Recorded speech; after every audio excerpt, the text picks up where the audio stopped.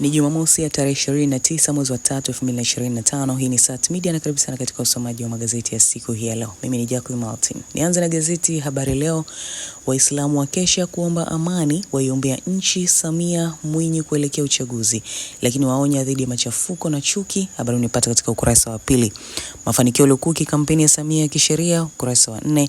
Mpango wataka benki kudhibiti mikopo kausha damu. Habari unipata katika ukurasa wa pili. Samia apokea hati za mabalozi 8.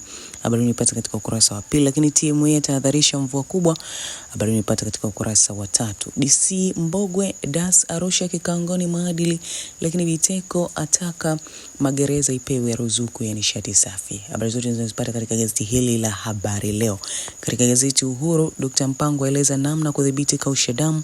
Habari unipata katika ukurasa wa pili. Lakini Wasira asema mabadiliko ya sheria yamefanyika, ukurasa wa pili pia. Dr. Biteko ahimiza matumizi ya nishati safi magereza, ukurasa wa 3. Neema ya washukia wahadhiri wanaofundisha masomo ya sayansi.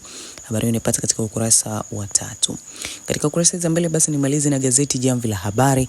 Kampeni ya kisheria Mama Samia yawafikia Watanzania milioni 43, yatoa Arusha, itakaa kwa siku 10 ikisikiliza changamoto za wananchi na kuzitafutia ufumbuzi. Lakini Makonda asema ujio wa wanasheria hao ni upendeleo wa Rais Dr. Samia Suluhu Hassan kwa wakazi wa Arusha. Wananchi wa Arusha watakiwa kujitokeza kwa wingi kuleta kero na migogoro yao mbele ya timu ya wanasheria. Aiagiza halmashauri ya wilaya ya Rumeru kuwalipa fidia wananchi waliopitwa na barabara ya Mianzini Timbolo ambao mahakama imeshapitisha hukumu yao. Habari unapata katika ukurasa wa 3. Rais Samia mgeni rasmi baraza kuu la Eid, ukurasa wa 3 pia.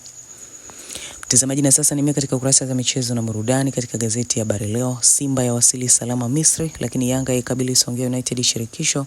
Kagera Sugar yatinga robo finali shirikisho.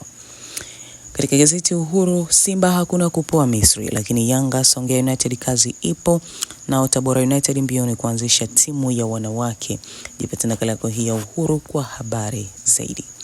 Nimaliza na gazeti Jamvi la Habari. CAF yaruhusu Simba kukipiga kwa Mkapa, lakini Yanga wakomalia pointi 3 tu. Na Mayele awapa moyo Simba. Habari zote zinazopata katika gazeti hili la Jamvi la Habari. Mtazamaji, na hizo ndizo habari kubwa ambazo zimetokeza katika magazeti ya siku ya leo katika kurasa za mbele na za nyuma za michezo na burudani. Tembelea katika mtandao wetu wa kijamii ya Instagram, Facebook na X kwa jina la Sat Media, lakini pia usahau kusubscribe channel yetu ya YouTube kwa jina la Sat Media. Ulikuwa na Jacqueline Martin na nakutakia siku njema.